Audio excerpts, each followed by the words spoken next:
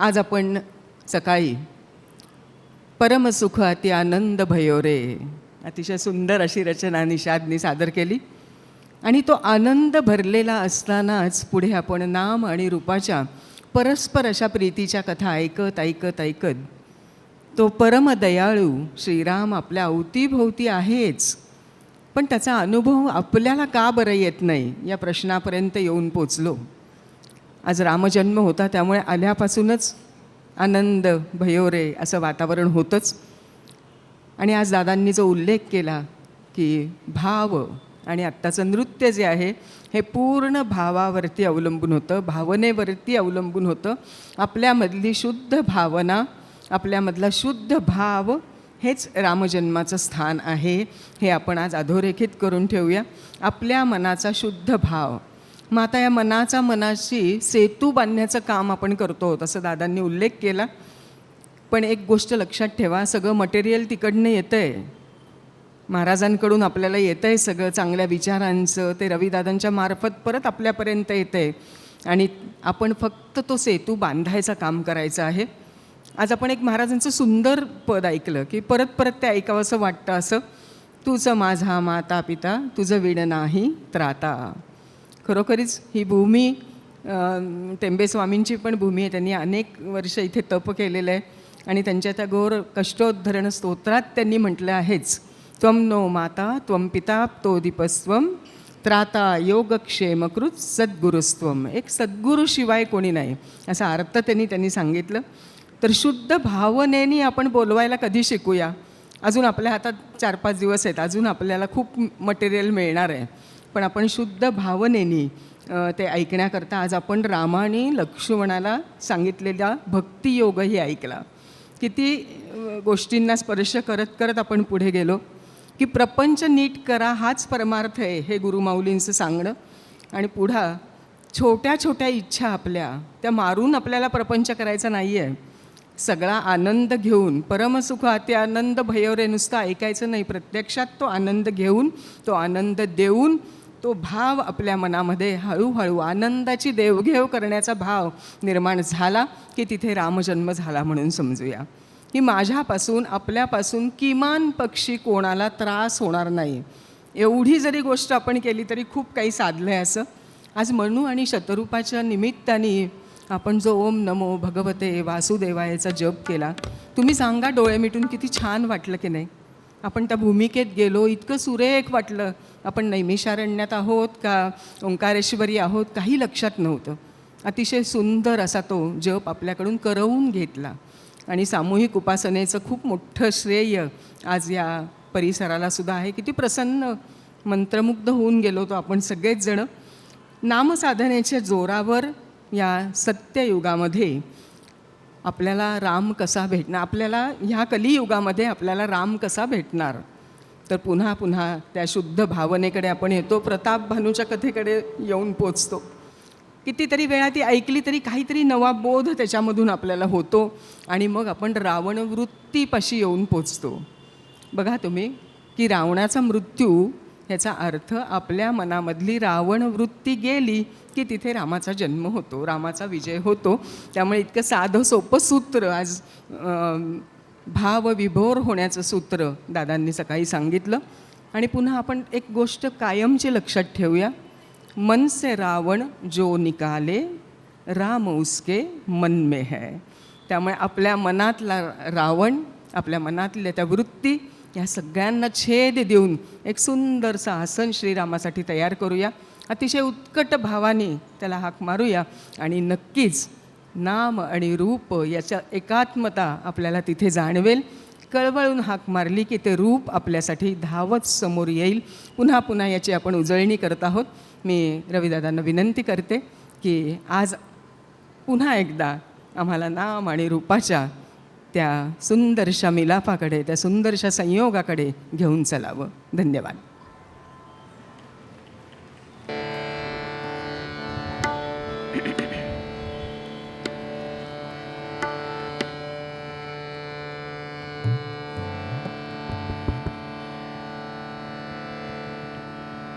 जय जय रघुवीर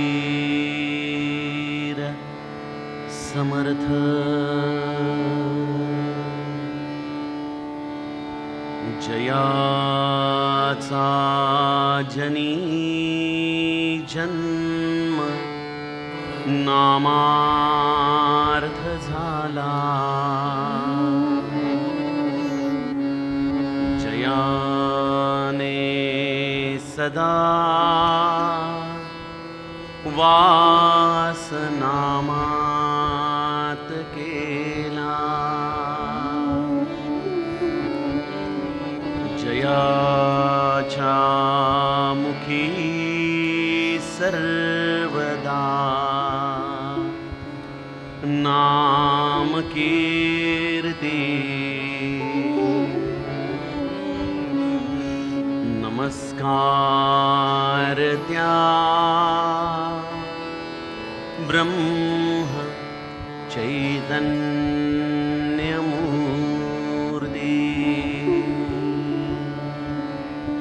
सद्गुरुनाथ महाराज की जय।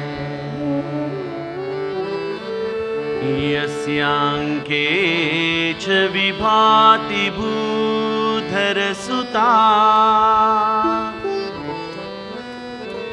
देवापगा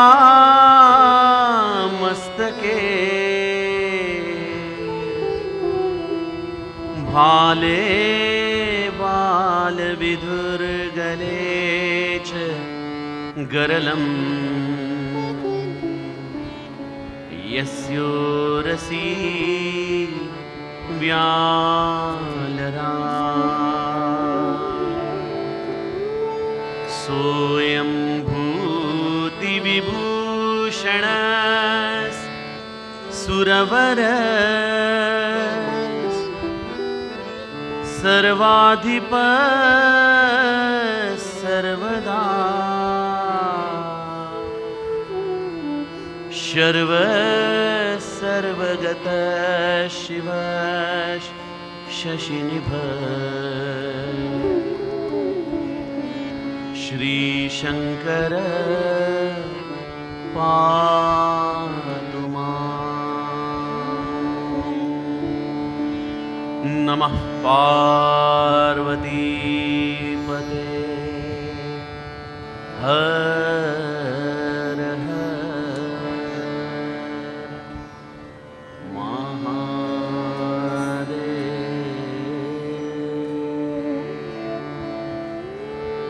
अतुलित बलधामं हेमशैलाभदेहम्, दनुजवन कृशानुं ज्ञानिनामग्रगण्यम्, सकलगुणनिधानम् वानराणामधीशम्,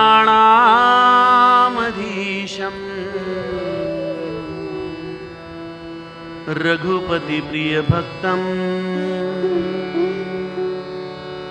वातजातं नमामि।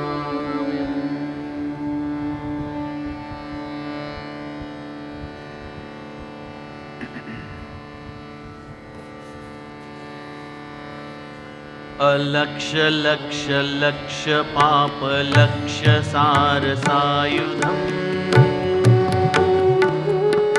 अलक्ष लक्ष लक्ष पाप लक्ष सार सायुधम्, ततस्तु जीव जन्तु तन्तु भक्ति मुक्तिदायकम्, विरञ्चि विष्णु शंकर स्वकीय धाम वर्मदे, तदीय पाद पंकजं नमामि देवी नर्मदे, त्वदीय पाद पंकजं नमामि देवी नर्मदे, त्वदीय पाद पंकजं नमामि देवी नर्मदे।